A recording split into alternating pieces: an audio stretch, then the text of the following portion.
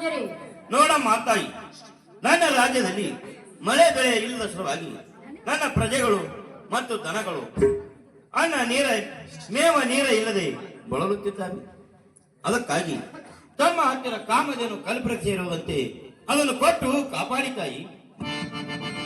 ಏನು ರಾಜರೇ, ನಿಮ್ಮ ದೇಶದಲ್ಲಿ ನಿಮ್ಮ ಪ್ರಜೆಗಳನ್ನು ಅನ್ನ ನೀರಿಲ್ಲದೆ ಬಳಲುತ್ತಿದ್ದರೆ ನಾ ಏನ್ ಮಾಡಲಿ? ಈ ನನ್ನ ಕಾಮಧೇನು ಕಲ್ಪರಕ್ಷೆ ನನ್ನ ತಿರಿಲ್ಲ. ನನ್ನ ಪತಿ ಹಾಗೂ ಜಮದಗನಿ ತೆರೆಯುವುದು. ಅವರು ಕೊಟ್ಟಿದ್ದರೆ ತೆಗೆದುಕೊಂಡು ಹೋಗುವುದು, ಅವರು ಕೊಡದಿದ್ದರೆ ಮರಳಿ ಮನೆಗೆ ಹೋಗುವ ರಾಜರೇ. ಈ ಮಾತಿಗೆ ನಾ ಏನು ಮಾಡಲಿ? ಆಯ್ತಮ್ಮ ತಾಯಿ, ತಾವು ಹೇಳಿದಂತೆ ಜಮದಗ್ನಿ ಮಹಾಮುನೇಶ್ವರರ ಆಶ್ರಮಕ್ಕಾದರೆ ಹೋಗಿ ನೋಡುತ್ತೇವೆ, ಕೇಳುತ್ತೇವೆ. ನನಗೆ ಹೋಗಿ ಬರಲು ದಯಪಾಲಿಸಿ ತಾಯಿ. ನಿಮ್ಗೆ ಜಯವನ ರಾಜರೇ. ಇದೇನು ಪತಿಗೆ ಕೇಳಿದರೆ ಸತಿಯ ಹೆಸರು ಹೇಳುತ್ತಾರೆ, ಸತಿಗೆ ಕೇಳಿದರೆ ಪತಿಯ ಹೆಸರು ಹೇಳುತ್ತಾರೆ. ಇರಲಿ, ಇದು ಒಮ್ಮೆ ಹೋಗಿ ಜಮದಗ್ನಿ ಮಹಾಮುನೇಶ್ವರ ಆಶ್ರಮಕ್ಕೆ ಹೋಗಿ ನೋಡುತ್ತೆ, ಹೋಗಿ ವಿಚಾರ ಮಾಡಿದರೆ. ಓಹೋ, ಜಮದಗ್ನಿ ಮಹಾಮುನೇಶ್ವರರು ತಪಸ್ಸಿಗೆ ಕುಳಿತಿದ್ದಾರೆ.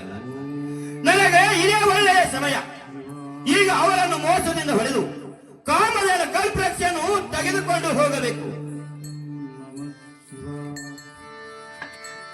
ಅಯ್ಯೋ ಪಾಪಿ, ಯಾರು? ಕಾರ್ತಿಕ್ ವೀರಾರ್ಜುನ. ಇದು ಮೋಸ, ಮೋಸ, ಮೋಸದಿಂದ ನನ್ನ ಪ್ರಾಣವನ್ನು ತೆಗೆದು ಕಾಮಧೇನು ಕಲ್ಪರಕ್ಷೆ ತೆಗೆದುಕೊಂಡು ಹೋಗುವೇನು? ಮೂರ್ಖ! ಏನು ಇದು? ಮೋಸ, ಮೋಸ, ಮೋಸ ಮಾಡಿದವರಿಗೆ ಫಾಸಿಯಾಗಲೇಬೇಕು.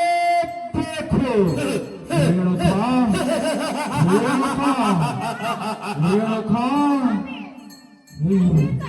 ರೇಣುಕಾ, ಇದು ಮೋಸ. ಅನೀತ ಕಾರ್ತಿಕ್ ವೀರಾರ್ಜುನ ಬಂದು